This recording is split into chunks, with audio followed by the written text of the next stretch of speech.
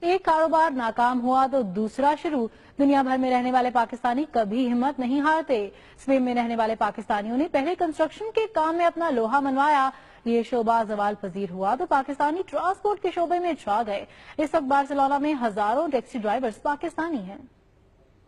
معاشی ترقی کی تلاش میں پاکستان سمیت کئی ممالک کے لوگ حصول روزگار کے لیے یورپ کا رخ کرتے ہیں اور دن رات تگدو کرتے رہتے ہیں۔ کئی بار کاروبار میں نقصان ہوتا ہے تو بعض اوقات نوکری یا روزگار ہاتھ سے چلا جاتا ہے، لیکن ان تمام حالات میں پاکستانی شہری ہمت نہیں ہارتے۔ کچھ ایسے ہی حالات کا سامنا اسپین میں رہنے والے پاکستانیوں کو کرنا پڑا۔ محنت اور مستقل مزاجی کے باعث کئی پاکستانی کامیاب زندگیاں گزار رہے ہیں۔ اسپین میں آنے والے پاکستانیوں نے شروع میں چھوٹی موٹی نوکریوں سے ابتدا کی، پھر گروسری سٹورز، پی سی او، ہوٹلنگ اور کنسٹرکشن کانٹریکٹرز کے طور پر اپنا لوہا منوایا۔ اسپین میں کنسٹرکشن سیکٹر فلاپ ہونے کے بعد پاکستانی شہری ٹیکسی سیکٹر کی طرف متوجہ ہوئے اور چھا گئے۔ اس وقت 3000 پاکستانیوں سمیت 13000 ٹیکسی ڈرائیورز بارسلونا میں ہیں۔ 11000 مالکان سینڈکس کے ساتھ منسلک ہیں۔ ان کی دیکھا دیکھی مقامی اور دیگر کمیونٹی کے افراد بھی اس شعبے کی طرف متوجہ ہوئے۔ پاکستانی ورکنگ ڈرائیورز نے پاک ٹیکسی کے نام سے ایک تنظیم بنا رکھی ہے جس میں پاکستانی ورکرز کی تعداد 850 ہے۔ پاکستانی ڈرائیورز کی یہ تنظیم محکمہ ٹرانسپورٹ، سوشل سیکیورٹی اور انکم ٹیکس کے محکموں کے ساتھ اپنے معاملات کے حل کے لیے کوشاں رہتی ہے۔ حال ہی میں ورکرز کو ملنے والی تنخواہوں میں بے ضابطگیوں کے پیش نظر پاک ٹیکسی نے محکمہ ٹیکس بارسلونا کے تعاون سے ایک سروے کا اہتمام کیا جس میں ٹیکسی ورکرز کو ملنے والی تنخواہوں اور دیگر مراحت کا جائزہ لیا گیا۔ اس سلسلے میں پاک ٹیکسی انتظامیہ کا اجلاس بھی ہو چکا ہے۔